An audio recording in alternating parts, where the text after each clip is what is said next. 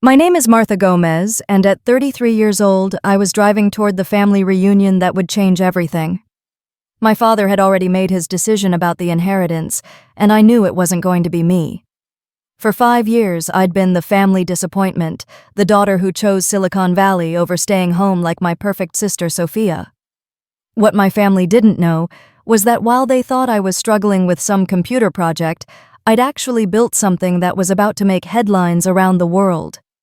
As I gripped the steering wheel of this rented Toyota Camry, hiding my success one last time, I had no idea that in just a few hours, my father would publicly choose my sister over me, and then CNN would interrupt their celebration with news that would shock everyone. If you're watching this, you're about to hear how one family reunion became the most dramatic reversal of fortune in my entire life. I could have driven my Tesla Model S. Hell, I could have flown first class and rented a Ferrari if I wanted to make a statement, but that wasn't why I was coming back. The annual Gomez family reunion was this Labor Day weekend, and for the first time since 2019, I was actually going to show up. The Arizona desert stretched endlessly on both sides of I-10, unchanged from when I was a kid. Saguaro cacti stood like sentinels in the distance, their arms raised toward a sky so blue it almost hurt to look at. This landscape had shaped me, but I'd spent the last decade trying to escape it. My phone buzzed with another text from my business partner, Sarah. "Deal closes Monday. Are you sure you want to be unreachable this weekend?" I smiled despite my nerves. If only she knew how unreachable I'd been from my family for years. Sarah Chen was the smartest person I'd ever met, a MIT PhD, who'd somehow believed in my crazy idea when nobody else would. Together, we'd built Metacore AI from nothing. In 5 days, that nothing would officially become something worth $1.8 billion. But my family didn't know any of that. To them, I was still the stubborn middle child who'd thrown away a perfectly good life in Phoenix to chase some foolish dream in California. The daughter who'd chosen selfishness over family, the one who'd broken their hearts by refusing to come home and help build what my father had started.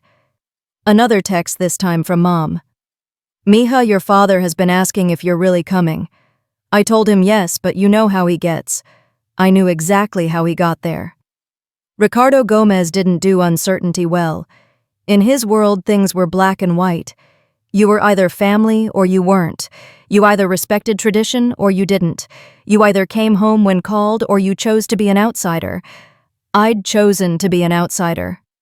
The exit for South Phoenix appeared ahead, and my stomach tightened.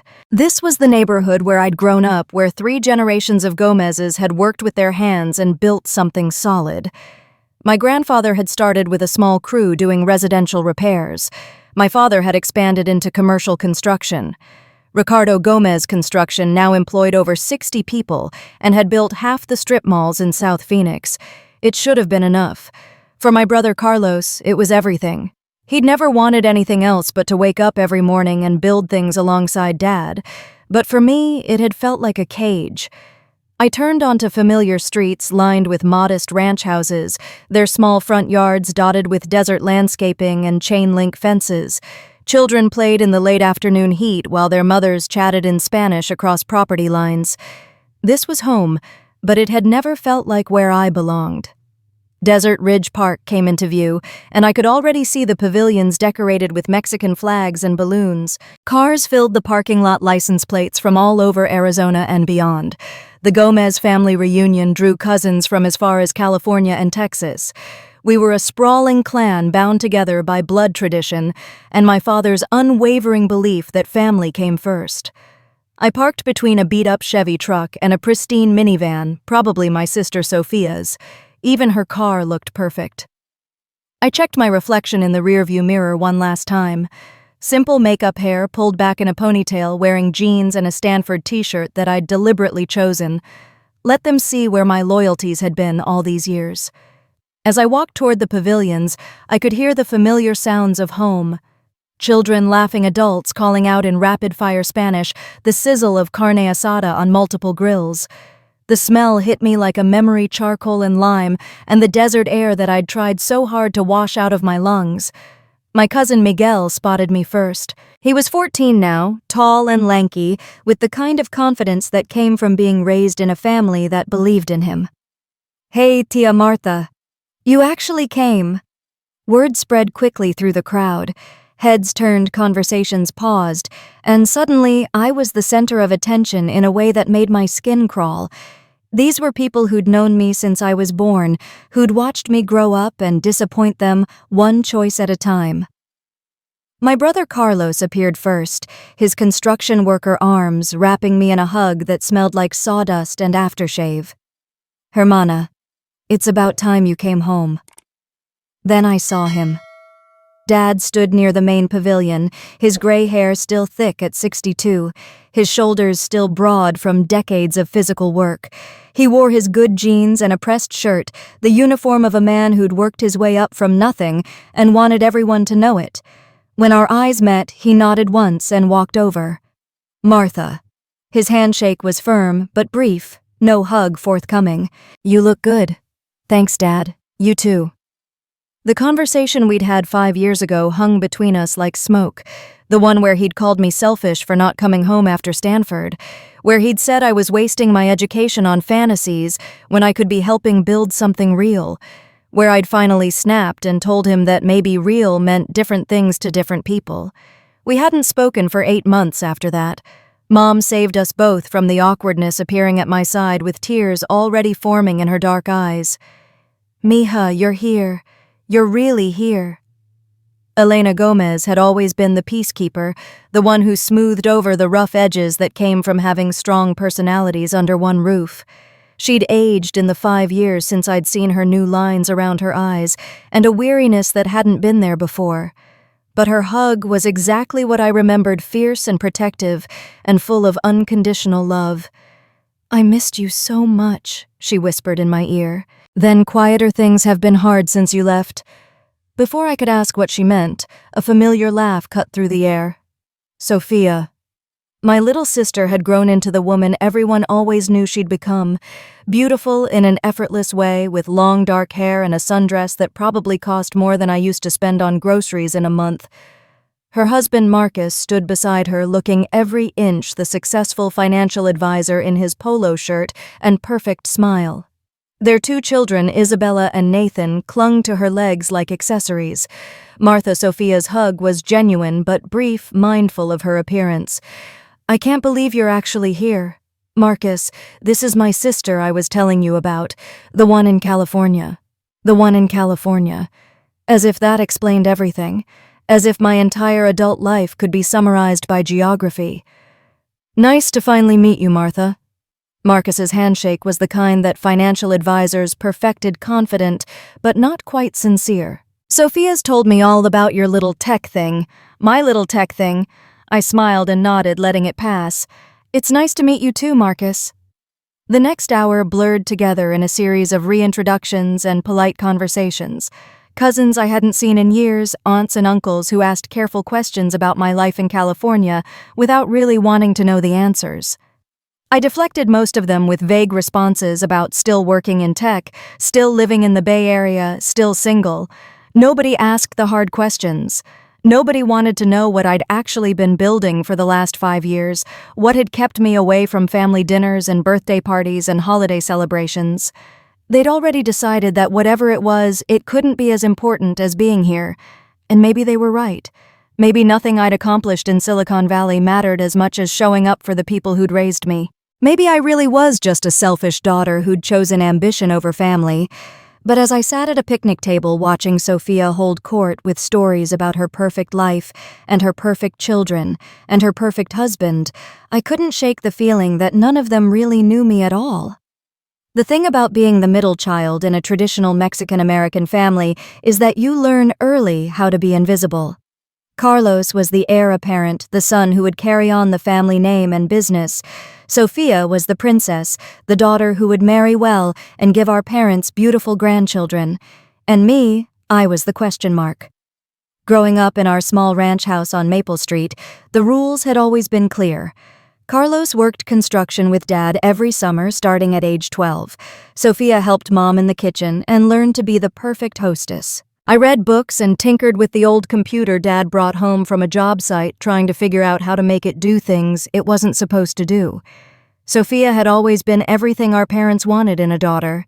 Even at 8 years old, she would wake up early to help Mom make breakfast, her hair already brushed, and her clothes perfectly matched. She spoke Spanish fluently, while I struggled with verb conjugations. She could make tortillas from scratch while I burned toast. When she was 16 and I was 19, home from my freshman year at Arizona State, I watched her get ready for her quinceañera. She stood in front of Mom's bedroom mirror in a pink dress that cost more than my textbooks, looking like something out of a fairy tale. "You're so lucky," I told her, meaning it. "Everyone loves you." She turned to look at me, mascara wand halfway to her lashes. "It's not luck, Martha. It's choice." "What do you mean I choose to make them happy?" "You choose to make them worried." That conversation stayed with me through the rest of college, through the decision to transfer to Stanford, through every phone call home where Dad asked when I was going to stop playing around and come back to reality. Sophia had figured out the formula for family approval, and I had never been good at math. The summer before my senior year at Stanford, when I was 21 and Sophia was 18, she announced her engagement to Marcus Williams. He was 23, worked for a financial firm in Scottsdale, and had the kind of polished good looks that made mothers everywhere sigh with satisfaction. Dad loved him immediately. The engagement party was held in our backyard, white lights strung between the mesquite trees and tables covered in Mom's best tablecloths. I'd driven down from Palo Alto, where I was doing a summer internship at a small AI startup, my head full of algorithms and possibility. "Martha's studying computers," Dad explained to Marcus when I was introduced. "She thinks she's going to change the world." The way he said it made it sound like a childhood phase I hadn't outgrown yet, like believing in Santa Claus or thinking monsters lived under the bed. "That's interesting," Marcus said politely. "What do you plan to do with that?" "I'm working on artificial intelligence applications for medical diagnosis. Early detection systems that could save lives." Sophia laughed, not unkindly, but with the sort of indulgence reserved for younger siblings who said silly things. "Martha always was the dreamer in the family. I'm sure you'll find something practical to do with all that eventually." Something practical. As if saving lives wasn't practical enough. But it was Christmas dinner 2008 that really changed everything. I was a senior at Stanford, just months away from graduation, and I'd finally worked up the courage to talk to my family about my plans. I wanted to start a company. I had an idea for using machine learning to detect cancer in medical imaging, and my professors thought it had real potential. We were sitting around Mom's dining room table, the good china out for the holiday, when I brought it up.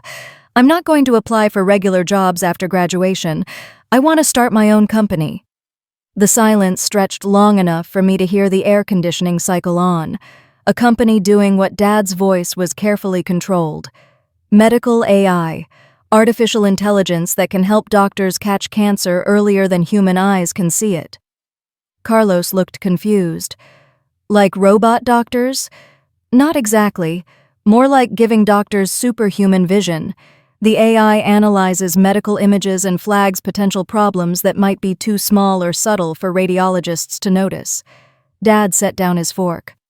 "Martha, you're about to graduate from one of the best universities in the country. You could get a job anywhere. Why would you want to throw that away on some fantasy?" "It's not a fantasy, Dad. This technology could save thousands of lives."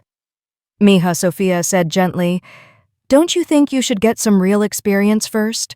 Maybe work for an established company for a few years? Learn how business actually works?" Mom stayed quiet, cutting her tamale into precise pieces. She'd always been caught between supporting Dad's traditional views and wanting her children to be happy, whatever that meant. "You don't understand," I continued, desperate to make them see. "This isn't just some Silicon Valley pipe dream. The technology is real. The market is real.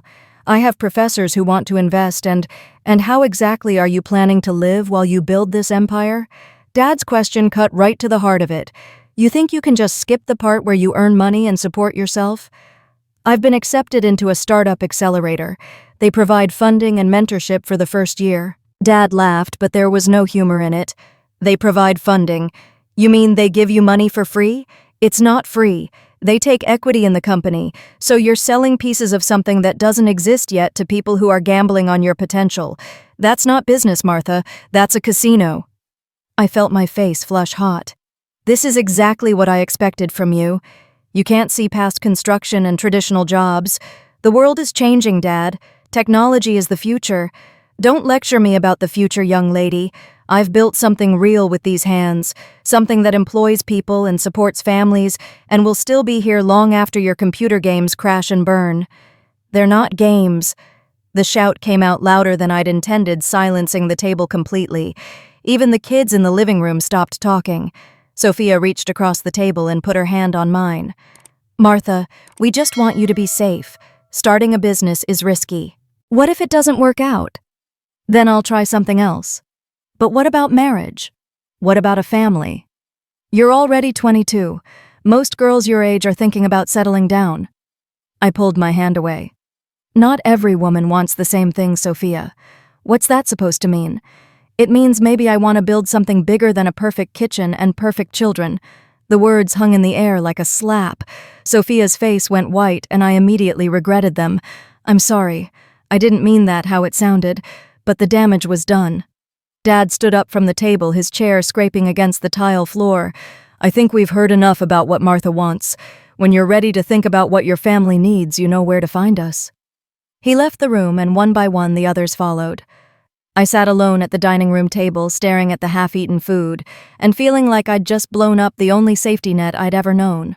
Mom came back eventually, starting to clear the dishes in the careful way she did when she was upset. He doesn't mean to be harsh, Mija. He just worries about you. I know. This family has always stuck together. Through your grandfather's struggles, through the lean years when your father was building the business. We take care of each other. I understand. Do you? Because sometimes I think you believe that taking care of yourself means leaving everyone else behind. I helped her clear the table in silence, both of us pretending not to notice the tears on her cheeks. That night, lying in my childhood bedroom, I made a decision that would define the next 5 years of my life. I was going to prove them wrong. I was going to build something so successful, so undeniably important, that they would have to acknowledge that I'd chosen correctly. That following my dreams wasn't selfish or foolish or a betrayal of family values. I was going to show them that sometimes the best way to honor your family is to become the person they never knew they needed you to be. I just never imagined it would take this long. Or that by the time I succeeded, the distance between us would feel impossible to cross. I graduated from Stanford in June 2013 with a degree in computer science and a head full of impossible dreams. While my classmates headed off to Google and Facebook with 6-figure starting salaries, I moved into a studio apartment in San Jose that was barely larger than my dorm room and cost twice as much. The apartment came furnished, which was lucky because I couldn't afford furniture. A Murphy bed that folded into the wall, a card table that served as both desk and dining room, and a kitchen so small I had to choose between opening the refrigerator and the oven. But it was mine, and it was 5 miles from the Stanford campus, where I'd met the person who would change my life. Sarah Chen had been a year ahead of me in the AI program before leaving to get her PhD at MIT. She was brilliant in the way that made other smart people feel stupid, with an ability to see patterns in data that bordered on supernatural. When she came back to Silicon Valley in 2014 with her fresh doctorate and a head full of ideas about machine learning applications in healthcare, I was waiting for her. We met at a coffee shop in Palo Alto, the kind of place where every conversation was either a pitch or a job interview. Sarah ordered green tea and sat across from me in jeans and a MIT sweatshirt, looking nothing like the venture capitalists who usually occupied these tables. "So you want to detect cancer with computers," she said without preamble. "I want to save lives that are being lost because human eyes can't see what's already there." She smiled for the first time since she'd walked in. "That's a better answer. I'd been working on the concept for 2 years, spending every free moment in Stanford's computer labs building algorithms that could analyze medical imaging data. The basic idea was simple train artificial intelligence to recognize patterns in mammograms, CT scans, and MRIs that human radiologists might miss. Early detection could mean the difference between life and death for thousands of patients. The execution was anything but simple. Sarah and I incorporated Metacore AI in January 2015, working out of my studio apartment because we couldn't afford office space. I'd managed to save $15,000 from internships and part-time work. Sarah had $25,000 from her graduate research stipends. Together, we had just enough money to live on ramen noodles and build a prototype. The first 2 years were brutal. We applied to every startup accelerator in the Bay Area and got rejected by all of them. Medical AI was still considered too risky, too regulated, too slow to show returns. The few investors who would meet with us asked the same questions. Where were our medical degrees? Did we have hospital partnerships? How could two women in their 20s possibly understand the healthcare industry? Sarah handled the technical development while I focused on business development, which was a fancy way of saying I called hospitals and got hung up on a lot. I learned to pitch our technology in 30 seconds because that's about how long most people would listen before telling me they weren't interested. My family had no idea how hard those years were. When Dad called, which wasn't often, he'd ask how my little computer project was going. When I tried to explain that we were building something revolutionary, he'd change the subject to Carlos's latest construction contract or Sophia's pregnancy with Isabella. The breakthrough came in February 2017. We'd finally convinced a small community hospital in Fresno to let us test our algorithm on their mammography backlog. It was just a pilot program analyzing images that had already been read by radiologists, looking for cases where our AI might have flagged something that was missed. Out of 2,000 mammograms, we found 3 cases where our system detected abnormalities that the original radiologist had classified as normal. All 3 women were contacted for follow-up biopsies. 2 came back benign. The third was stage 1 invasive ductal carcinoma. Sarah called me at 6 a.m, crying so hard I could barely understand her.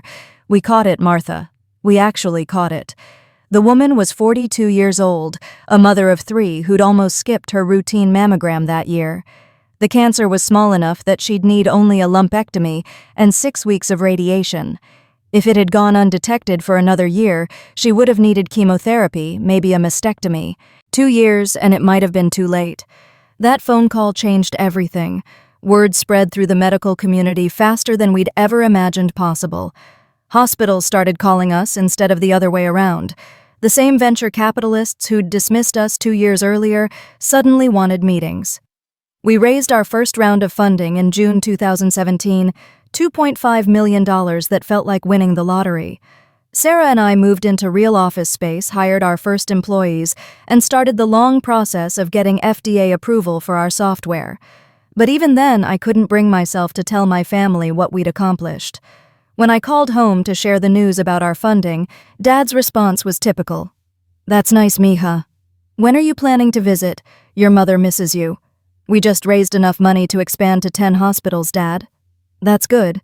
Carlos is thinking about expanding too. Maybe you could give him some business advice when you come home." It wasn't that he was deliberately dismissive. He genuinely couldn't understand what I was building or why it mattered. In his world, success was measured in concrete things: buildings constructed, paychecks earned, families supported. Software that existed only in computers didn't feel real to him. Sophia was even worse. When I tried to explain our breakthrough to her, she listened politely before asking if I was dating anyone. "You're 30 now, Martha. Don't you want a family of your own? I have a family. I have a company. That's not the same thing. Maybe not for you." I stopped calling home as often after that. What was the point? They'd already decided that I was wasting my life, and nothing I said seemed to change their minds. It was easier to focus on the work on the patients whose lives we were saving, on building something that mattered, even if my family couldn't see it. The pandemic almost killed us. In March 2020, hospitals stopped all non-emergency procedures, including routine screenings. Our revenue dropped to 0 overnight. We had to lay off 80% of our staff and cut Sarah's and my salaries to nothing. For 8 months, we lived on savings and credit cards, working 20-hour days to keep the company alive. But cancer doesn't stop for pandemics. When hospitals finally reopened, there was a massive backlog of delayed screenings. Thousands of women who should have had mammograms in 2020 were finally getting them in 2021, and many of them had cancers that were now larger and more advanced than they would have been with earlier detection. That's when our technology proved its real value. We could analyze images faster than human radiologists, helping hospitals work through their backlogs while catching cases that might have been missed in the rush. By the end of 2021, Medicore AI was being used in over 300 hospitals across 12 states. The acquisition offers started coming in early 2023. Big tech companies, medical device manufacturers, pharmaceutical giants, all wanting to buy what we'd built. Sarah and I turned them all down. We weren't ready to sell, and we certainly weren't ready to hand over control of something we'd bled to create. Then Alphabet called. Not Google, but Alphabet, the parent company, with resources that dwarfed anything we'd ever imagined. They didn't want to buy us to shut us down or absorb our technology into some larger product. They wanted to scale us globally to put our AI in every hospital in the world. The negotiations took 6 months. The final number was $1.8 billion, enough to make Sarah and me wealthy beyond anything we'd ever dreamed. More importantly, it was enough to ensure that our technology would reach every patient who needed it. The deal closed on a Monday in late August 2024. I was sitting in a conference room in Mountain View, surrounded by lawyers and executives signing papers that would change my life forever. When it was done, I walked outside into the California sunshine and called the one person who would understand what this moment meant. Sarah was crying again, but this time they were tears of joy. "We did it," she whispered. "We actually did it." "Yes," I said, looking out at the parking lot full of Teslas and thinking about the studio apartment where it all began. We did. I thought about calling my family that day, sharing the news that would finally prove I'd chosen the right path. But something held me back. Maybe it was pride or stubbornness, or the fear that even this wouldn't be enough to change their minds about me. So I kept the secret just as I'd kept every other success over the past 9 years. Let them think I was still struggling with my little computer project. Let them believe I'd wasted my Stanford education on impossible dreams. In just a few days, I'd be sitting at another family gathering, listening to them celebrate traditional success, while hiding the fact that I'd built something that would outlast every building my father had ever constructed. The irony wasn't lost on me. I'd spent years trying to prove myself to people who couldn't see past their own definitions of worth. And now that I'd succeeded beyond their wildest imaginations, I wasn't sure I wanted their approval anymore. The first thing that hit me when I stepped out of the rental car was the heat. Phoenix in late August was like opening an oven door, dry air that made your nostrils sting and reminded you immediately that this was not a place humans were meant to live without air conditioning. I'd forgotten how intense it could be after years of San Francisco's mild climate. Desert Ridge Park looked exactly as I remembered it from childhood family gatherings, except bigger. What had once seemed like an enormous space to my 8-year-old eyes now felt almost quaint. The pavilions where we'd hold the reunion were scattered across brown grass that the city kept barely alive through summer, each shelter equipped with picnic tables and electrical outlets for the industrial fans that would run constantly today. Cars filled the parking lot, license plates from across the Southwest, Arizona, New Mexico, Texas, California, even a few from Colorado and Nevada. The Gomez family reunion drew relatives from everywhere. The construction business had taken them over the generations. Some I hadn't seen in over a decade. I grabbed my purse and locked the Camry, immediately regretting my choice to wear jeans in this heat. Everyone else would be in shorts and sundresses, practical clothing for a desert gathering. But I'd wanted to look put together, professional. Old habits from years of investor meetings died hard. The first pavilion was decorated with papel picado in bright colors, Mexican flags draped from the support beams, and a banner that read, "Familia Gomez 2024, in hand-painted letters. Tables were covered with plastic tablecloths held down by clips, and someone had already started setting up the DJ equipment that would blast Vicente Fernandez and Selena all afternoon. Children ran between the tables, playing tag and speaking the mixture of English and Spanish that defined our family gatherings. Their laughter echoed off the pavilion ceiling, a sound that was both foreign and familiar after so many years away. Miguel spotted me before I'd made it halfway across the grass. "Tia Martha." He was 14 now, all legs and enthusiasm, wearing a Phoenix Suns jersey, and a grin that reminded me of Carlos at that age. "You actually came?" His shout drew attention from the adults' heads, turning to see who had arrived. I felt that familiar childhood sensation of being watched, evaluated, found wanting. These were people who'd known me since I was born, who remembered every family gathering I'd missed, every excuse I'd made for staying away. Carlos appeared first, weaving between folding chairs, with the easy confidence of someone who belonged here.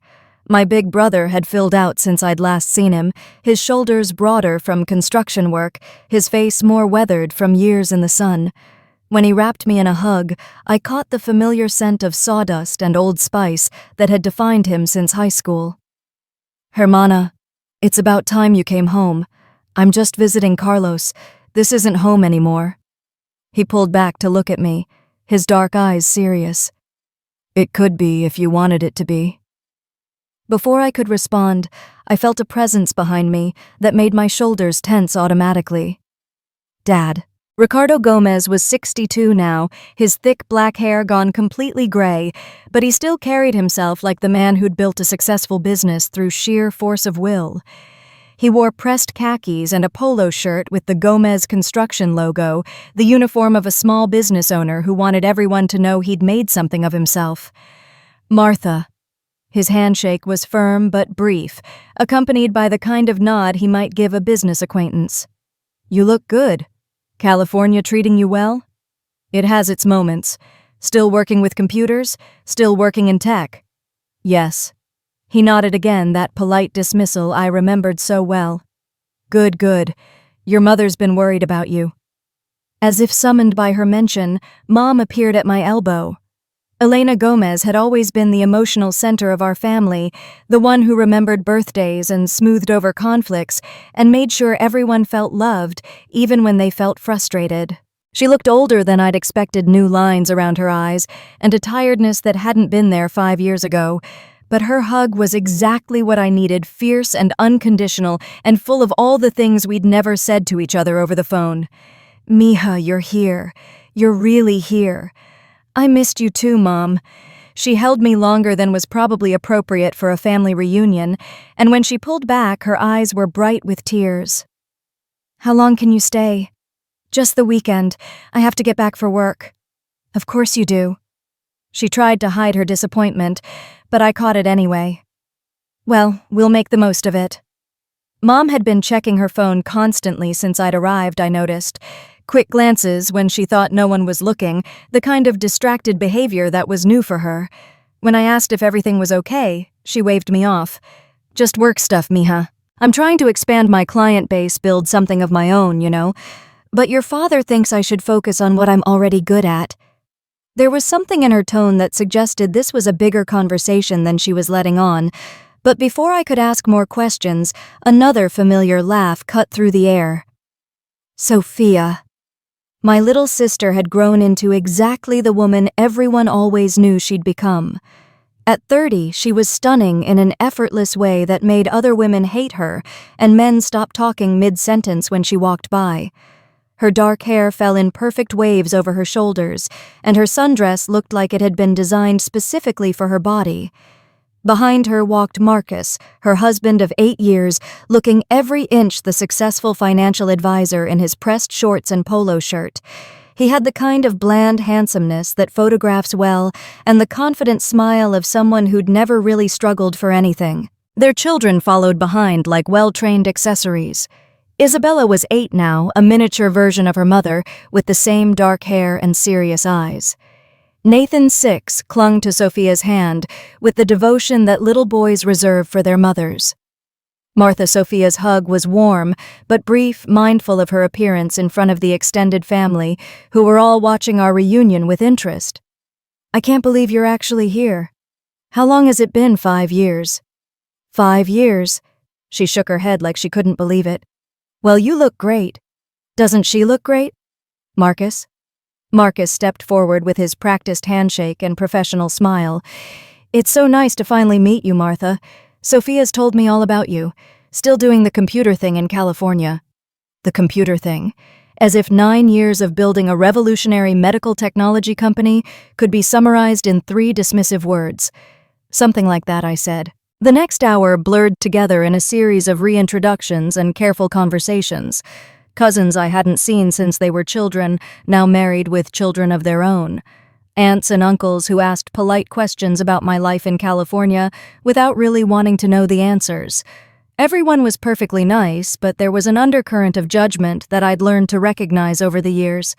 I was the family member who'd left, the one who'd chosen ambition over tradition, career over family individual success, over collective responsibility. I was tolerated, even loved, but I would always be an outsider. Miguel was the exception. Carlos's son had inherited his father's mechanical aptitude but combined it with a technological curiosity that reminded me of myself at his age. While the adults made small talk, he peppered me with questions about Silicon Valley, about artificial intelligence, about what it was really like to work in tech. "Is it true that some programmers make more money than doctors?" he asked with the kind of earnestness that only teenagers could manage. "Some do, yes." "Could I do that? I mean, if I'm good enough." I looked at this kid who was smart and curious and completely unaware that his family considered my career a cautionary tale, and I made a decision. "Miguel, you could do anything you want if you're willing to work for it. Don't let anyone tell you otherwise, even if it means leaving Arizona, especially if it means leaving Arizona." Carlos appeared beside us before Miguel could ask more questions, ruffling his son's hair with the easy affection of a father who'd never doubted his place in the world. "Don't listen to your tía, mijo. There's plenty of opportunity right here if you know where to look for it." But the damage was done.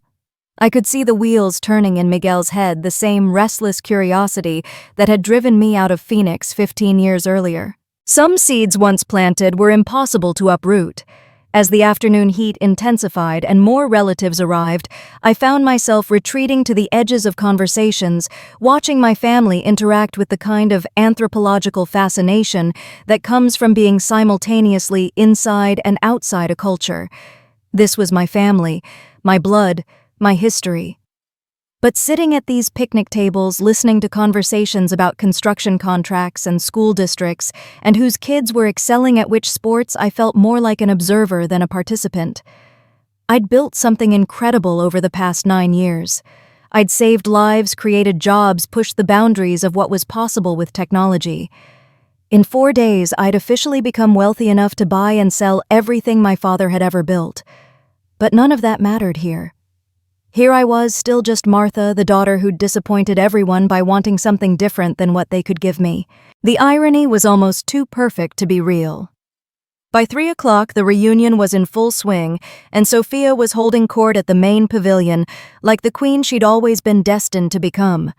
She sat at the head of one of the long picnic tables, surrounded by aunts and female cousins who hung on her every word, while Isabella and Nathan played quietly nearby with the kind of perfect behavior that made other parents secretly hate her.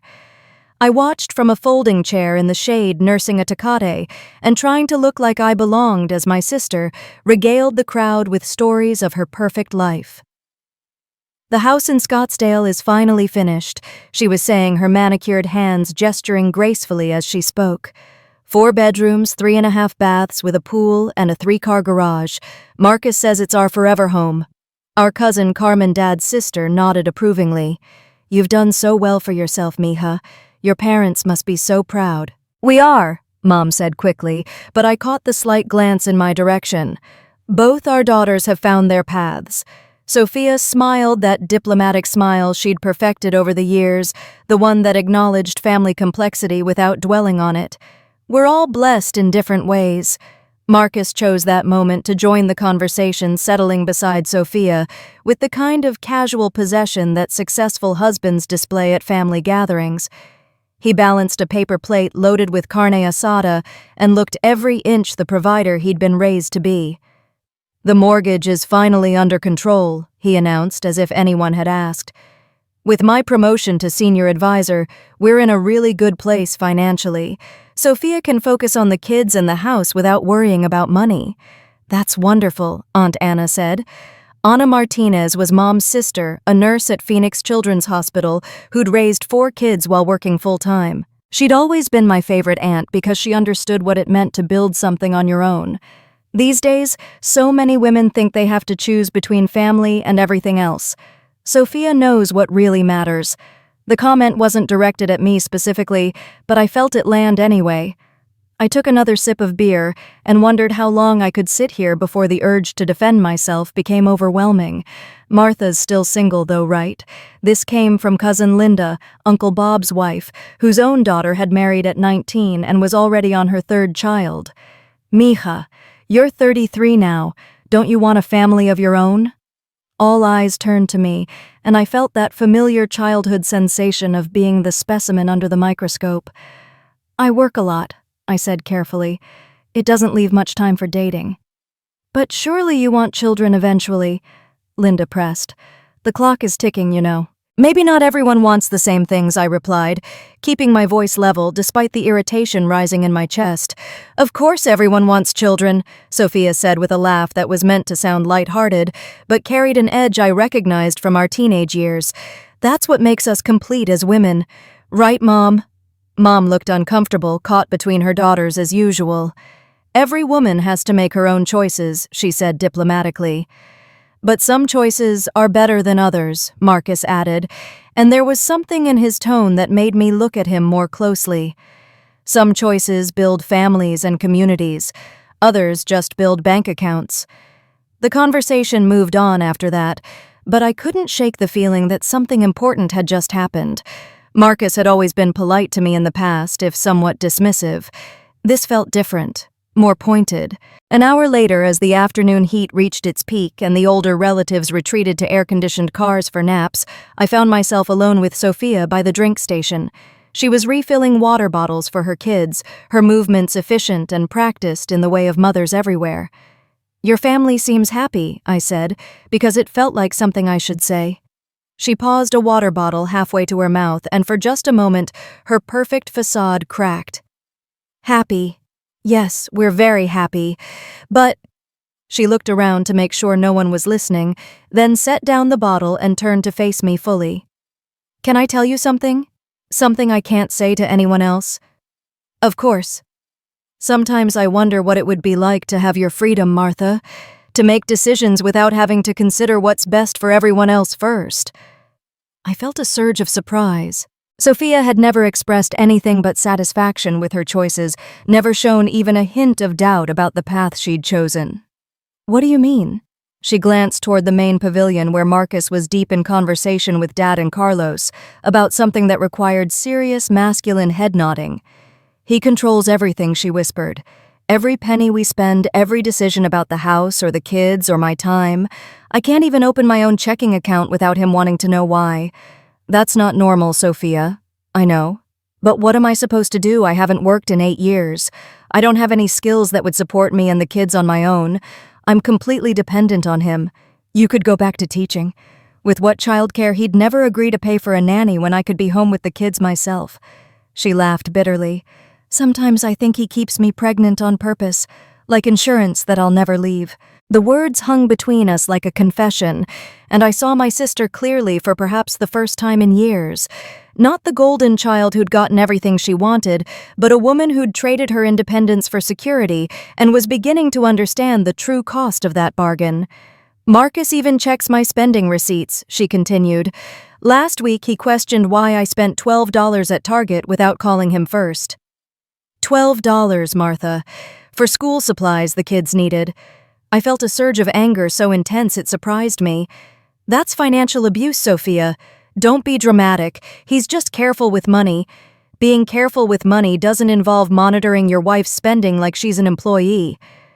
Before she could respond, Carlos appeared beside us with Miguel in tow.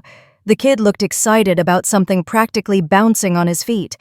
"Tia Martha," Miguel said breathlessly, "Dad says you know about computers and stuff. Could you maybe look at my laptop? It's been acting weird lately."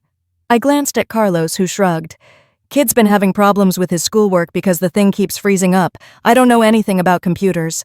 "Sure," I said, grateful for the interruption. "What kind of problems are you having?" As Miguel launched into a detailed description of his laptop's symptoms, I caught Sophia watching me with an expression I couldn't quite read. There was something like envy there, but also a sadness that made my chest tight. Before I could analyze it further, she'd put her perfect smile back in place and was gathering her children for the next round of family activities. The moment of vulnerability was over, locked away behind the same walls of perfection she'd been building since childhood. But I couldn't stop thinking about what she'd told me. My sister, the one who'd supposedly chosen the better path, the one who'd followed all the rules and done everything right, was trapped in a marriage that sounded more like a business arrangement than a partnership. And I was the one who was supposed to be selfish. After lunch, when the paper plates had been cleared and the older kids had been recruited to watch their younger cousin's dad, stood up from his chair at the head table and tapped his beer bottle with a plastic fork. The sound carried across the pavilion, cutting through the conversations and laughter until all 50-plus members of the Gomez clan were looking in his direction. Family, he said, his voice carrying the authority that had made him successful in business and respected in this community. I have something important to discuss with all of you. Mom appeared at his side, looking visibly uncomfortable, her hands fidgeting with the hem of her blouse. Rick, she said quietly, maybe we should talk about this privately first. Dad waved her off with the kind of dismissive gesture that made my jaw clench. This concerns the whole family, Elena. They should all hear it. I felt my stomach drop. Whatever this was, it wasn't going to be good for me. Dad didn't gather the entire extended family to announce positive developments in my life. Uncle Bob and Aunt Carmen moved closer to the main table, followed by cousins and their spouses and children, who sensed that something significant was about to happen. Miguel positioned himself where he could see everything, his phone already in his hand, in the way teenagers documented everything these days. As you all know, Dad continued, his voice carrying across the pavilion with practiced ease. Gomez Construction has been the foundation of this family for over 30 years. When I started the business in 1992, it was just me and a pickup truck doing small repairs and hoping to make enough money to feed my family. Murmurs of approval rippled through the crowd. Everyone knew this story, had heard it at every family gathering for as long as I could remember. But Dad never tired of telling it, and the family never tired of hearing about the American dream, made manifest through hard work and determination. Today, we employ 62 people across Arizona and Nevada. We've built shopping centers and schools and homes where families will live for generations. We've created something that matters, something that will last. More nods, more murmurs of agreement. Carlos stood a little straighter, knowing where this was heading. Sophia smiled that perfect smile, secure in her position as the favored daughter. Now I'm 62 years old, Dad said, and I've been thinking about the future, about who will carry on what we've built here. About who understands what this family stands for. Mom tried once more to interrupt. Rick, are you sure this is the right time with everyone here? This is exactly the right time, he replied firmly. Family decisions should be made with family present. I wanted to argue that major announcements about inheritance weren't typically made at family reunions, that these kinds of conversations usually happened in private with immediate family and lawyers present. But this was Dad's show, and he'd never been one to do things quietly when he could do them with an audience. The business needs strong leadership for the next generation, he continued. Carlos has proven himself capable of managing day-to-day operations. He knows construction, he knows our workers, and he knows how to get things done. Carlos nodded acknowledgement, but I could see the tension in his shoulders. He knew this wasn't just about operational management. But running a business is about more than just knowing the work, Dad said. It's about understanding family values. It's about loyalty and commitment and putting the good of the whole above personal ambition. Here it comes, I thought, bracing myself for what I knew was coming next. Some children understand this instinctively.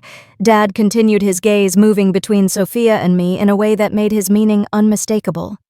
They choose to stay close to home, to build their lives around family, rather than chasing dreams that take them away from what really matters. Mom was looking at me now, with tears forming in her eyes, her face a mask of barely controlled anguish. She knew what was coming too, and unlike Dad, she understood exactly how much this public humiliation was going to hurt. Uncle Bob shifted uncomfortably in his chair. Cousin Anna looked confused, probably wondering why this couldn't have been handled privately. Miguel had his phone pointed in Dad's direction, apparently live streaming the whole thing to TikTok. The extended family sensed the tension building but didn't fully understand it yet. They'd come here for a reunion for family stories and good food and children playing in the desert heat. They hadn't signed up to witness a public disinheritance. Dad cleared his throat and continued, his voice gaining strength as he built toward his conclusion. I've given this a lot of thought, discussed it with Elena, prayed about it. The future of Gomez Construction and our family assets needs to be in the hands of someone who represents our values. The silence in the pavilion was complete now. Even the children had stopped playing, sensing the gravity of the moment, even if they didn't understand it. Someone who chose family over personal ambition, Dad said, looking directly at Sophia. Someone who stayed close to home instead of running off to chase fantasies. Someone who understands that real success comes from building something together, not from individual achievement. I felt like I was watching this happen to someone else, like I was floating above the pavilion, looking down at this family drama playing out in real time. Part of me wanted to stand up and walk away, to refuse to be part of this public spectacle. But another part of me, the part that had been shaped by 33 years of family dynamics, kept me rooted to my chair. Sophia looked like she wanted to disappear. Despite whatever issues she was having with Marcus, despite her moments of doubt about her choices, she'd never wanted to be used as a weapon against her sister. I could see the discomfort in her face, the way she was trying to shrink back from the attention being focused on her. Carlos was staring at the ground, his jaw tight with the kind of controlled anger that ran in our family. He'd known this was coming and had probably tried to talk Dad out of making it so public, and Mom looked like she was about to be sick.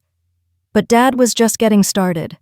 He'd waited years for this moment, years to publicly validate his favorite daughter's choices while condemning mine. And now, with the entire extended family as his audience, he was going to make sure everyone understood exactly where I stood in the family hierarchy. The worst part was that I could see it from his perspective. In his worldview, Sophia had made all the right choices. She'd stayed close to home, married a successful man, given him grandchildren, and maintained the kind of life that he understood and valued. She represented everything he'd worked to build, everything he'd hoped his daughters would become. And I represented everything he feared: change, independence, the possibility that his children might want something different than what he could provide. What I couldn't understand was why he needed to destroy me in order to elevate her, why my choices automatically made hers more valuable, why success had to be a zero-sum game in his mind. But as I sat there in the desert heat, surrounded by family members who were beginning to realize they were witnessing something painful and private, I knew that understanding his motivations wouldn't make what came next hurt any less. Dad was about to publicly cut me out of the family legacy, and there wasn't a damn thing I could do to stop him. I've made my decision about the inheritance, Dad announced, his voice carrying across the pavilion with the finality of a judge delivering a verdict. After careful consideration and many conversations with Elena, I've decided that Sophia will inherit the family business, our home, and the primary family assets. The words hit me like a physical blow, even though I'd seen them coming. Hearing it spoken aloud in front of 50 family members made it real in a way that all my mental preparation couldn't soften. Sophia represents everything this family stands for. Dad continued, his gaze moving between us with deliberate precision. Commitment to tradition, loyalty to family, understanding that some things matter more than personal ambition. She chose to stay close to home where she belongs. Extended family members shifted uncomfortably in their chairs. Uncle Bob stared at his hands. This wasn't the kind of announcement people expected at a family reunion. Some children choose their own path away from family values, Dad said, looking directly at me. They prioritize individual success over collective responsibility. They chase dreams that take them far from home and family. The Gomez legacy belongs with someone who honors what we've built here. I felt every eye in the pavilion on me, waiting for my reaction. Part of me wanted to stand up and defend myself, to explain that success didn't have to mean abandoning family. But a larger part of me just felt tired. Tired of fighting for acceptance that would never come. Tired of trying to prove that my choices had value. So instead of arguing or walking away or making a scene, I did something that probably surprised them more than any outburst would have. I took another bite of my potato salad and nodded calmly. I understand, Dad. The simple acceptance seemed to deflate him somehow, as if he'd been prepared for an argument that never came. Mom was crying now, tears streaming down her face as she watched her husband publicly humiliate one daughter while elevating the other. Sophia looked miserable, her perfect composure cracking. "I'm honored by your confidence in me, Papa," she said quietly. "But maybe this conversation should have happened privately." "Family decisions affect the whole family," Dad replied, but some of his earlier conviction was gone. Carlos cleared his throat. "Dad, maybe we should discuss the business aspects of this privately. There are legal considerations, tax implications." Of course," Dad said, waving his hand dismissively. "We'll handle all the paperwork properly. This is just the family announcement." Uncle Bob tried to break the tension with a forced laugh. "Well, that's something to celebrate then. Sophia's always been the responsible one." A few people murmured agreement, but it felt hollow. Everyone could sense that something important and painful had just occurred. I excused myself to use the restroom partly because I needed a moment to process what had just happened, and partly because I couldn't stand the mixture of pity and curiosity in people's eyes for another second. The women's restroom at Desert Ridge Park gave me the privacy I needed to collect myself. I stared at my reflection in the mirror above the metal sink and tried to figure out how I felt. Hurt, obviously. Angry, certainly. But underneath those expected emotions was something else that surprised me with its intensity. Relief. For the first time in my adult life, I was completely free from the burden of seeking my family's approval. Dad had made his position clear in the most public way possible. There was no ambiguity left, no room for hope that things might change if I just tried harder. I was officially the family disappointment, and somehow that felt liberating. As I walked back toward the pavilion, I could hear the buzz of conversation that always followed family drama. People were trying to process what they'd witnessed. I caught fragments of whispered discussions. Always knew that girl was too ambitious for her own good. Poor Elena having to choose between her husband and her daughter. Sophia never asked for this kind of attention. The last comment stung because it was true. Whatever Sophia's faults, she'd never campaigned to be the favorite child. She'd simply made choices that aligned with Dad's values, and now she was being used to punish me for making different ones. When I returned to my seat, the formal announcement was over, but the awkwardness lingered. Conversations had resumed, but they felt forced, like everyone was trying too hard to return to normal. Mom caught my eye from across the pavilion and mouthed, "I'm sorry," her face still streaked with tears. I nodded back, trying to convey that it wasn't her fault. Carlos appeared beside my chair, his jaw tight with controlled anger. "That was bullshit, Hermana," he said quietly. "Complete bullshit. It's okay, Carlos. I've made my peace with it." "No, it's not okay. Dad had no right to do that in front of everyone. Maybe it's better this way. Now everyone knows where things stand." He studied my face like he was trying to read my thoughts. "You're taking this awfully well for someone who just got publicly disinherited." I shrugged, surprised by how calm I actually felt. Maybe because I never expected anything different. But that wasn't entirely true. Deep down, despite years of evidence to the contrary, I'd held on to a small hope that my success might eventually change Dad's mind about me. That my achievements might prove worthy of his respect, even if they looked different than what he'd wanted for me. Now that hope was officially dead, and its absence felt like freedom. I returned from the bathroom to find most of the family gathered around the small television that someone had brought for the kids. Miguel had abandoned his phone flipping through channels to find something more interesting than cartoons. ESPN, someone called out. "Let's see how the Diamondbacks did." But as Miguel surfed through channels, a breaking news banner caught his attention. He paused on CNN where a female anchor was speaking over footage of a modern office building I recognized immediately. "Breaking news this hour from Silicon Valley," the anchor was saying. "In what's being called one of the largest healthcare AI acquisitions in tech history, Alphabet Incorporated has purchased Metacore AI for $1.8 billion. The pavilion went completely silent. Every conversation stopped mid-sentence, every head turned toward the television, every eye focused on the screen where my professional headshot had just appeared next to the Medicor logo. The revolutionary cancer detection company was founded by Stanford graduate Martha Gomez. The anchor continued, and now I was watching footage of myself from a conference I'd spoken at 6 months earlier. The entrepreneur started the company in 2015 with the goal of using artificial intelligence to detect cancer earlier than human radiologists could see it. "Wait," Miguel said, his voice cracking with excitement. "That's Tia Martha." The reporter continued over stock footage of hospitals and medical equipment.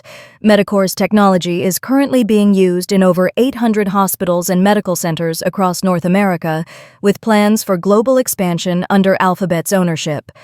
The acquisition makes Martha Gomez one of the youngest Latina billionaires in American history, with an estimated personal wealth of approximately $600 million. The silence in the pavilion was deafening.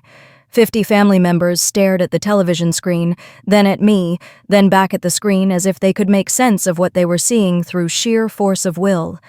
Dad's face had gone completely white. He was staring at the TV like it was showing him something impossible. "Holy shit," Miguel whispered, then immediately looked around to see if any adults had heard him curse. "Sorry, abuela, but Tia Martha, this is insane. Your AI can actually detect cancer before doctors can see it." Mom was crying again, but these were different tears. Pride mixed with shock, mixed with what looked like overwhelming relief.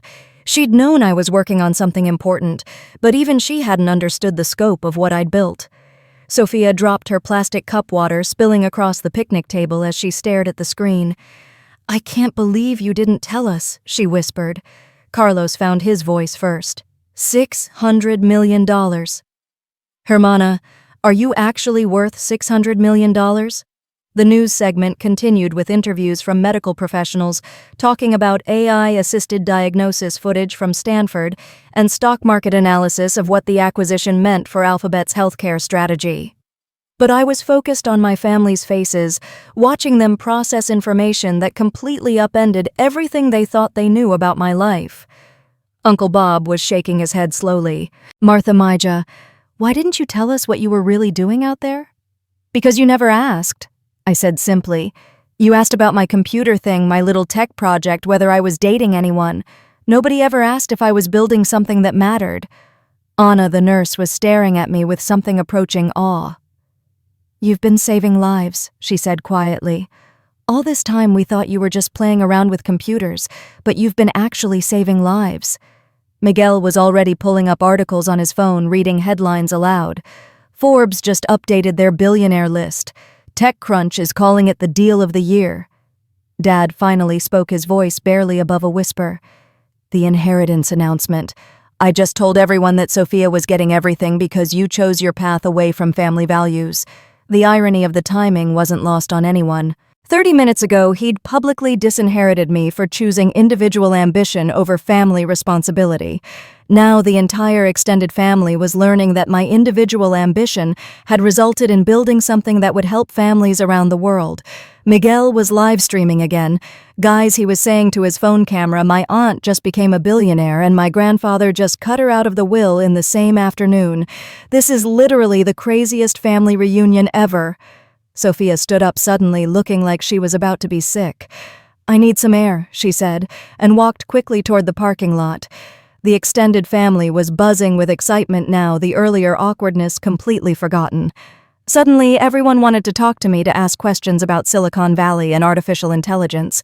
But I found myself watching Dad, who was still staring at the now blank television screen, like he could do it to show him something different. His entire worldview had just been shattered in the most public way possible. The daughter he'd dismissed as selfish had just been revealed as someone who'd built something that would outlast every building he'd ever constructed. Mom appeared at my side, her hand finding mine and squeezing tight. "I'm so proud of you, mija," she whispered through fresh tears. "I always knew you were special." The question was whether knowing I was special would be enough to bridge the gap that had just opened between what my family thought they knew about success and what I'd actually accomplished. The chaos that followed the news broadcast was unlike anything I'd ever experienced at a family gathering. 50 relatives who'd been politely avoiding me an hour earlier were now clustering around my folding chair like I was some kind of celebrity who'd dropped out of the sky into their Labor Day barbecue. Uncle Bob was the first to reach me, his weathered construction worker hands gripping my shoulders like he needed to physically confirm I was real. "Martha Mija, is this actually happening? Are you really on the television as a billionaire? The news said 600 million after taxes." I corrected it automatically, then immediately regretted it. As if the distinction between 600 million and $1 billion mattered to anyone here. 600 million, he repeated slowly, like he was testing how the words felt in his mouth. Dios mío, that's more money than our entire family has made in 3 generations. Cousin Carmen was crying now, her tears a mixture of pride and what looked like relief. "Why didn't you trust us enough to tell us?" she asked, her voice breaking. "All these years we thought you were struggling out there, that you were too proud to ask for help." "I wasn't struggling," I said quietly. "I was building something." But we didn't know that Anna interrupted her nurse's training, making her naturally protective of family members in crisis. "We worried about you, Mija. Your mother worries constantly. If we'd known what you were really doing, how important it was." She trailed off, unable to finish the sentence, but I knew what she meant. If they'd known I was building something revolutionary instead of just playing with computers, they might have supported me instead of dismissing me. They might have been proud instead of disappointed. Miguel was still live-streaming his teenage excitement, completely uncontainable. "Guys, my aunt's company helps detect cancer using artificial intelligence, like she's literally saving people's lives with computers. How cool is that?" The kids were the easiest to handle. Isabella and Nathan clustered around me with the innocent curiosity of children who didn't understand family politics or inheritance drama, only that their aunt was suddenly famous, and that seemed pretty exciting. "Tia Martha, are you going to be on TV again?" Isabella asked seriously. "I hope not, sweetheart. I prefer working behind the scenes." "But you're famous now," Nathan added with the logic of a 6-year-old. "Famous people are always on TV." The adults were harder to navigate.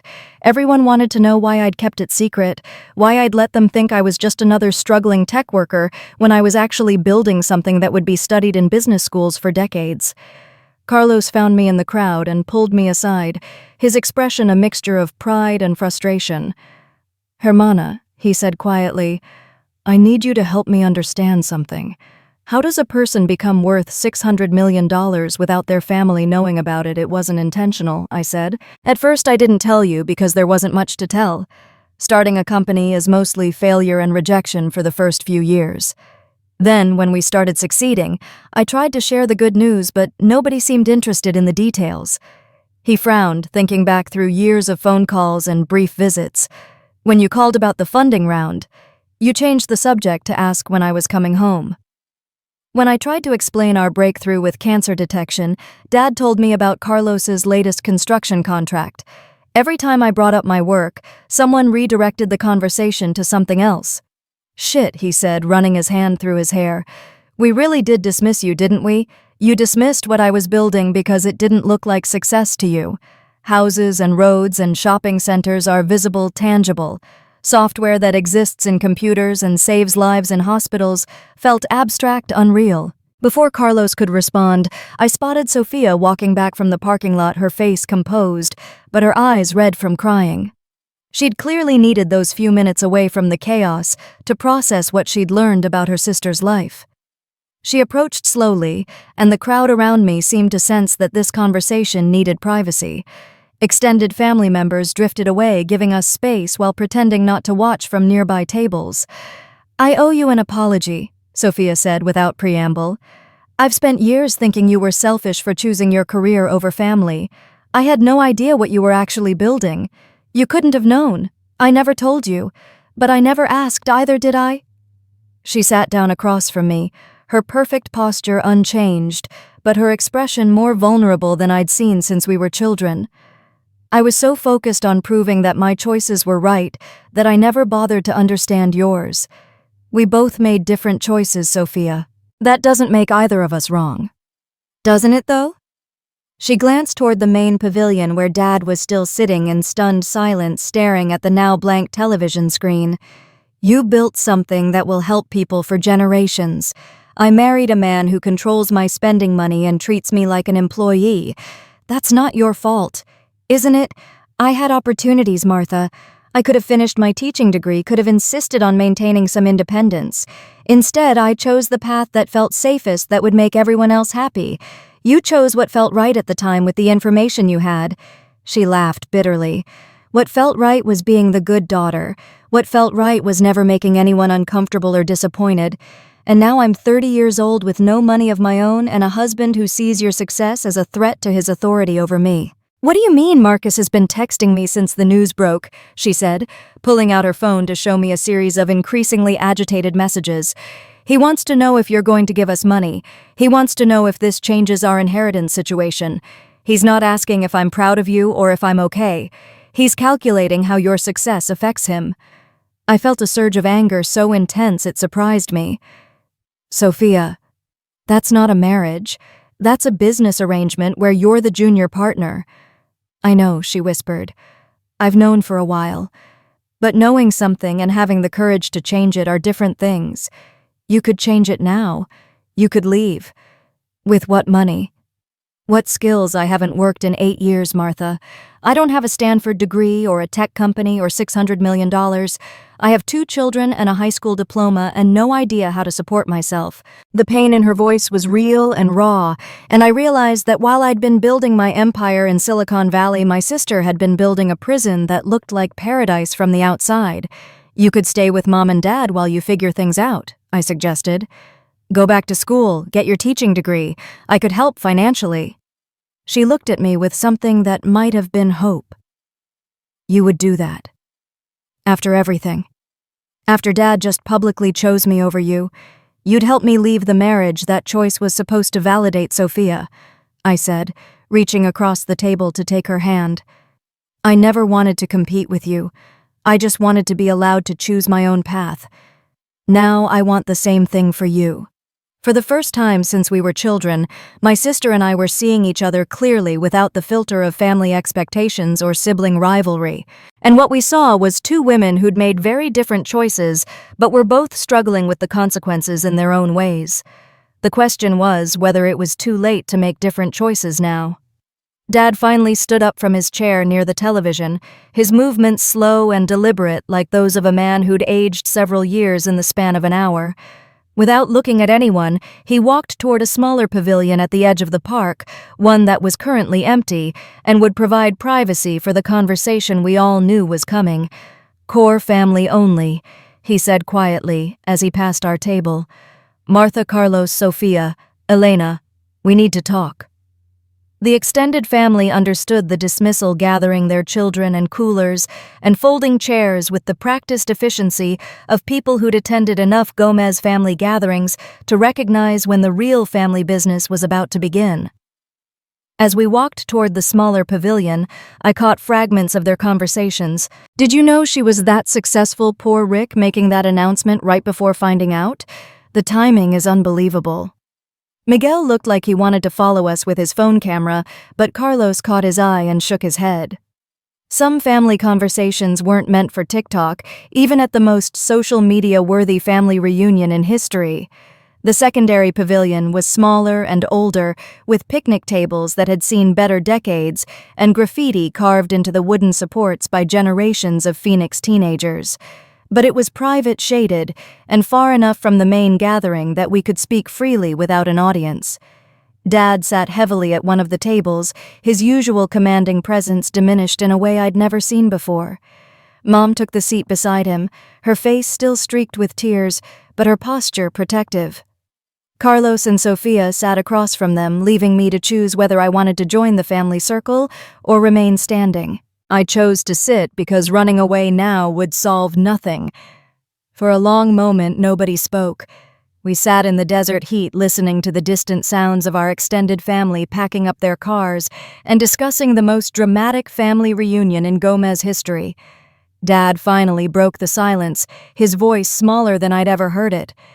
"Why didn't you tell us, Martha? We're your family. Why didn't you trust us with the truth about what you were building? The question hung in the air between us like an accusation, but I could hear the hurt underneath the anger. This was a man who'd built his entire identity around family loyalty, who couldn't understand how his daughter had achieved massive success without including him in it. Because every time I tried to tell you, you changed the subject, I said quietly. When I called to share news about our funding, you asked when I was coming home to help with real work. When I explained our breakthrough in cancer detection, you told me about Carlos's latest project. When I tried to describe what we were building, you called it playing with computers. But $600 million, he said, his voice breaking slightly. That's not playing. That's building an empire. How could we not know our own daughter was building an empire? Because you decided what kind of success had value in this family, and what I was building didn't fit that definition. Mom spoke for the first time since we'd sat down. I kept articles about your company, Mija.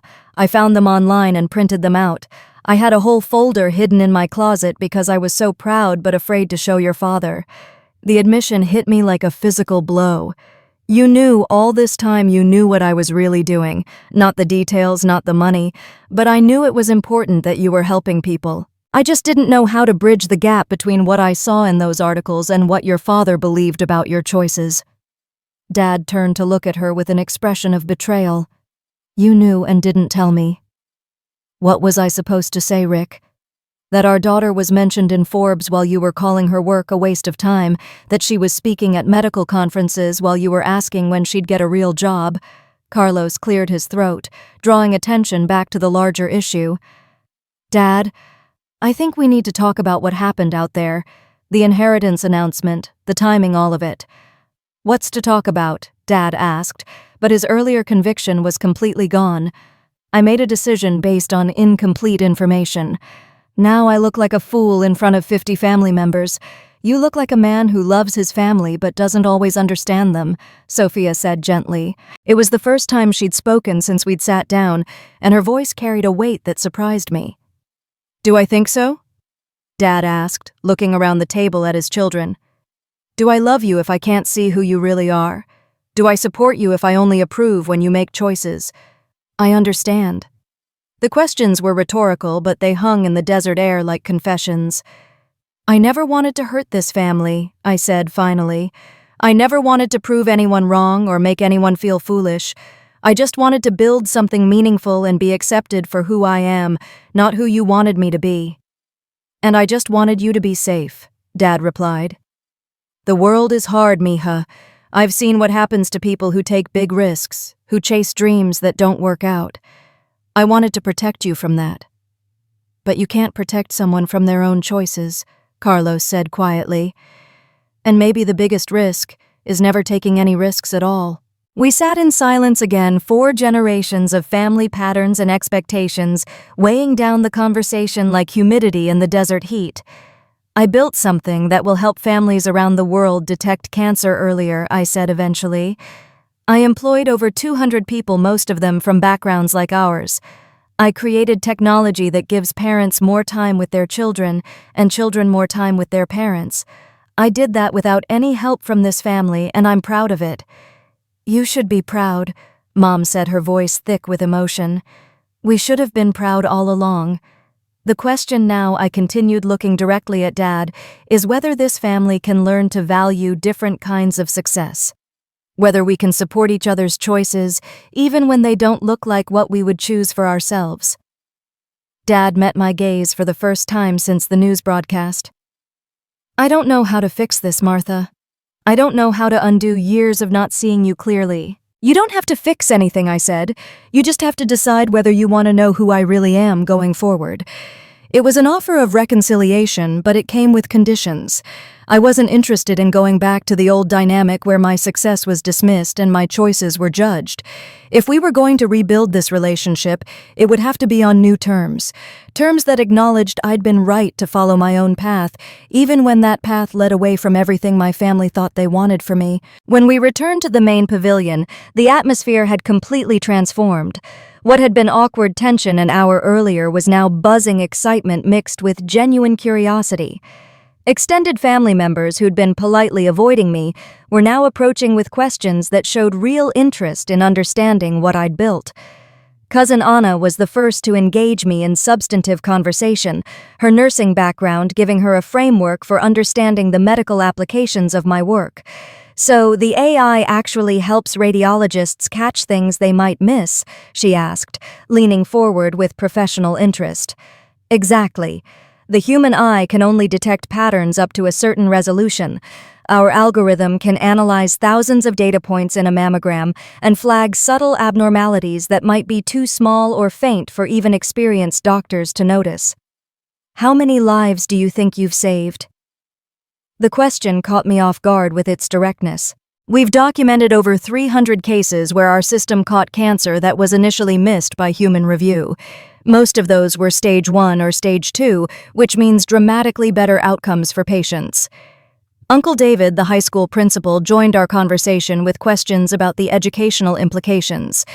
Could this technology be used to teach medical students, help train the next generation of doctors?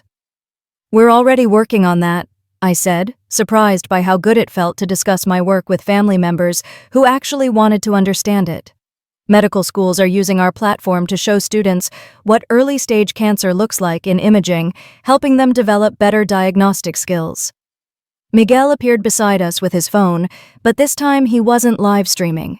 He was taking notes, genuinely interested in the technical details of how artificial intelligence could be applied to healthcare. "Tia Martha, I'm doing a school project on AI applications. Could I maybe interview you sometime, like properly?" "Of course, Miguel. And if you're serious about pursuing computer science, I could arrange for you to visit our offices in Silicon Valley next summer. We have an internship program for high school students."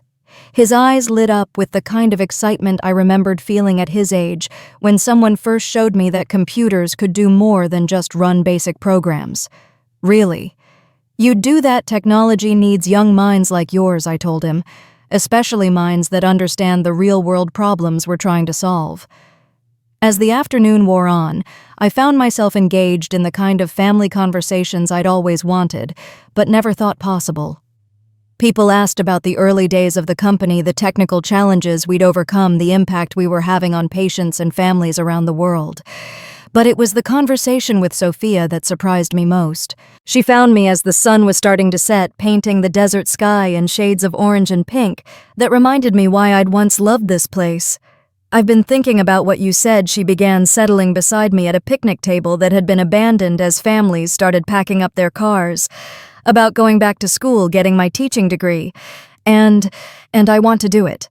Not just because of what happened today, but because I've been feeling trapped for years. Watching you build something meaningful while I've been playing house has made me realize how much of myself I've given up." "What about Marcus? What about the kids?" "That's the complicated part." She pulled out her phone and showed me a string of increasingly angry text messages. "He's been texting me all afternoon. He wants to know if you're going to give us money if this changes our inheritance situation, if I'm planning to leave him now that my sister is rich. He's scared," I observed. "Rich wives are harder to control than financially dependent ones." "Exactly. And that tells me everything I need to know about our marriage. A husband who loved me would be proud of your success, not threatened by it. What are you going to do?" "I'm going to file for divorce," she said quietly. "Not because you're successful, but because I finally have the courage to admit that I've been unhappy for years. Your success just reminded me that it's possible to choose a different path even when it's scary." "I'll help however I can," I said. "Financially, emotionally, whatever you need. I might take you up on that. But first, I need to prove to myself that I can stand on my own. I want to go back to school on my own merit, rebuild my life with my own choices." Before I could respond, Mom appeared beside our table looking more determined than I'd seen her in years. "Mijas, I have something to tell you both. I've made a decision of my own." "What kind of decision?" Sophia asked. "I'm separating my real estate business from your father's company. I've been wanting to expand to specialize in helping Latino families achieve homeownership, but Rick keeps saying I should focus on what I'm already good at. Today made me realize I've been hiding my own ambitions behind his comfort level." "Mom, that's incredible," I said, genuinely surprised. I had no idea you wanted to expand the business.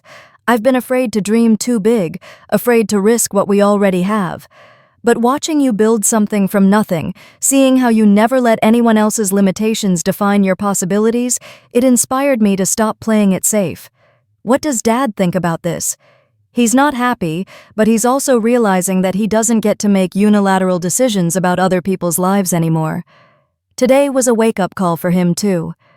Carlos joined us as the last of the extended family was heading to their cars, the reunion officially winding down, but the conversation's far from over. "How are we doing over here?" he asked, settling onto the bench beside Mom. "We're planning a revolution," Sophia said with a laugh that sounded more genuine than any I'd heard from her in years. "What kind of revolution? The kind where the women in this family stop asking permission to want more than what we're already given," Mom said firmly. Carlos looked at the three of us and shook his head with something that might have been admiration. "You know what? Good. It's about time." "What about you?" I asked. "Any revolutions planned? I'm thinking about expanding the construction business, maybe getting into sustainable building practices. Green technology, solar installations, that kind of thing. Could use some business advice from my billionaire sister." The word billionaire still sounded strange to me, but coming from Carlos, it sounded like pride rather than accusation. "I'd be happy to help," I said. "We could explore partnerships, shared contracts. There's a lot of opportunity in sustainable construction right now." As we sat there planning futures that none of us had imagined that morning, I realized that the revelation of my success had done more than vindicate my choices. It had given my family permission to dream bigger than they'd allowed themselves before. Sometimes the most powerful thing you can do for the people you love is show them what's possible when you refuse to accept limitations other people place on your potential. Dad approached our table as we were finishing our conversation, his earlier shock replaced by something that looked like resignation, mixed with determination. "We need to talk more, Martha. All of us. There's a lot to work through, a lot to rebuild." "I know," I said. "And I want to try, but it has to be different this time." He nodded slowly. "Everything has to be different this time." As we packed up the remaining chairs and coolers, cleaning up after the most eventful family reunion in Gomez history, I felt something I hadn't experienced in years when it came to my family. Hope. Not for returning to the way things were, but for building something better with the foundation of honesty we'd finally established. It wouldn't be easy, and it wouldn't happen overnight, but for the first time in my adult life, I believed it might actually be possible. 3 months later, I found myself driving that same desert highway toward Phoenix, but this time, everything was different. The Tesla Model S felt appropriate now, no more need to hide who I'd become or apologize for my success. But more importantly, I was driving toward a family that finally knew who I really was. Thanksgiving 2024 would be our first holiday gathering since the Labor Day revelation that had changed everything. In the months between, we'd had difficult conversations, healing moments, and the slow work of rebuilding relationships on foundations of honesty rather than expectation. Dad had started therapy, something I never thought I'd see from a man of his generation and cultural background. But watching his entire worldview crumble in front of 50 family members had forced him to confront the limitations of his own perspective. "I'm learning about machismo and how it damaged my relationships with my daughters," he'd told me during one of our weekly phone calls. "I'm learning that strength isn't the same as control." Those phone calls had become a regular thing, awkward at first, but growing more genuine as weeks passed. He asked questions about my work, now real questions that showed he was trying to understand what I'd built and why it mattered. He'd even read articles about artificial intelligence in healthcare, something that would have been unthinkable 6 months earlier. Mom had surprised everyone by becoming the most transformed member of our family. She'd filed paperwork to separate her real estate business from Dad's company and had thrown herself into building something entirely her own. Elena Gomez Realty now specializes in helping Latino families navigate homeownership, combining her bilingual skills with a deep understanding of the challenges facing immigrant families in Arizona's housing market. When I'd offered to provide startup capital, she'd politely declined. "This is something I need to build myself, mija, just like you did." But she'd accepted my offer to review her business plan and provide strategic advice. Our monthly video calls had become one of my favorite parts of running the Medicor Foundation, the nonprofit I'd established to provide free cancer screening in underserved communities. Sophia's transformation had been the most dramatic and honestly the most inspiring. She'd filed for divorce from Marcus 2 weeks after the reunion, a decision that had sent shockwaves through the extended family, but had been met with surprising support from Dad and Mom. Marcus had fought the divorce viciously, trying to claim ownership of assets he'd never contributed to and demanding alimony from a woman who'd never been allowed to work during their marriage. But with good legal representation paid for by the Medicor Foundation's Family Support Fund, Sophia had emerged with custody of Isabella and Nathan and enough financial security to rebuild her life. She was currently enrolled in Arizona State University's education program, working toward the teaching degree she'd abandoned years earlier. Her kids were thriving with their newly independent mother, and Sophia had a light in her eyes that I hadn't seen since we were teenagers. "I want them to see that women can choose their own paths," she'd told me during our last conversation. "I want Isabella to know she doesn't have to choose between family and career, and I want Nathan to understand that a man's job is to support his partner's dreams, not control them." Carlos had expanded Gomez Construction into sustainable building practices, a pivot that had required significant investment but was already paying dividends. Phoenix's growing tech industry needed environmentally conscious contractors, and Carlos's reputation for quality work had made him a natural choice for companies wanting to reduce their carbon footprint. I'd connected him with contacts in Silicon Valley who were building eco-friendly offices and data centers relationships that had resulted in 3 major contracts and plans for expansion into California. It felt good to help my brother succeed without him having to sacrifice his pride or compromise his values.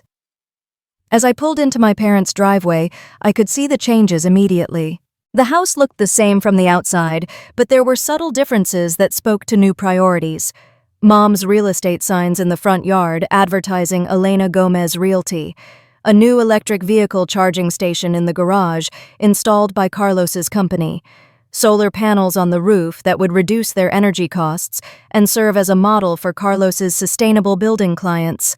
The biggest change was invisible but immediately apparent when I walked through the front door. The tension that had defined family gatherings for as long as I could remember was simply gone, replaced by something I'd never experienced in this house before: genuine acceptance.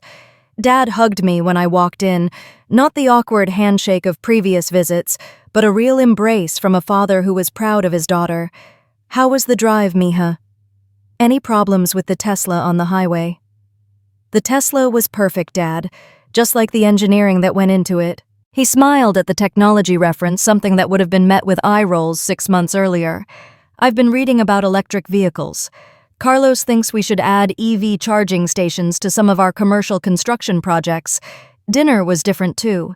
Instead of carefully avoiding topics that might cause conflict, we talked openly about our work, our challenges, our successes. Mom shared stories about helping young families secure their first mortgages. Sophia talked about her education courses and her plans for specializing in STEM education for girls. Carlos described his latest sustainable building project, a solar-powered community center in Tempe. I told them about the Medicor Foundation's expansion, our plans to open free cancer screening clinics in Phoenix and other cities with large Latino populations. Miguel, who was spending the weekend with us, had been accepted into our summer internship program and would be joining me in Silicon Valley for 6 weeks next year. The best part was that nobody felt the need to compete or compare. We were all building different things in different ways, but there was mutual respect for each other's choices and genuine interest in each other's success. As we cleared the dinner dishes, Dad pulled me aside for a private conversation. "I owe you an apology, Martha, not just for the inheritance announcement, but for years of not seeing who you really are." "You don't need to keep apologizing, Dad. We've moved past that." "Have we thought?" He looked at me seriously. "Because I want to make sure you know that you were right. About following your dreams, about building something meaningful, about refusing to let other people's limitations define your possibilities. You were right, and I was wrong." The acknowledgement meant more to me than any inheritance ever could have. "Thank you for saying that. I'm proud of you, Mija. Not because you're successful, not because you're wealthy, but because you had the courage to become who you were meant to be, even when it cost you your family's support. That takes a strength I'm not sure I would have had at your age. As we rejoined the family in the living room, I realized that this was what I'd been searching for my entire adult life. Not validation of my choices, but acceptance of my right to make them. Not approval of my success, but recognition of my worth as a person independent of my achievements. The journey had been longer and more painful than I'd ever imagined, but sitting in my childhood living room with a family that finally knew and accepted who I really was, I understood that some destinations are worth every difficult step it takes to reach them. Success isn't just about building something meaningful or achieving financial independence or even saving lives, though all of those matter. Success is about having the courage to become who you're meant to be and finding people who love you for exactly that person.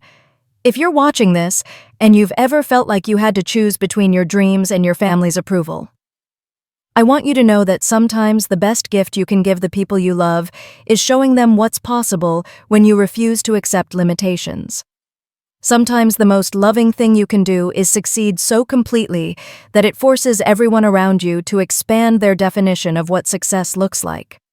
Your path might not look like mine, and that's exactly as it should be. But whatever your path is, pursue it with everything you have. The people who truly love you will find their way to supporting your dreams, even if it takes them longer than you hoped. And if you found yourself in a family situation where your worth isn't recognized or your choices aren't respected, please share your story in the comments below. You're not alone, healing is possible, and sometimes the family that truly supports you is the one you build rather than the one you're born into. Thank you for listening to my story. Thank you for understanding that success comes in many forms, and that the most important victory is staying true to yourself even when it's hard.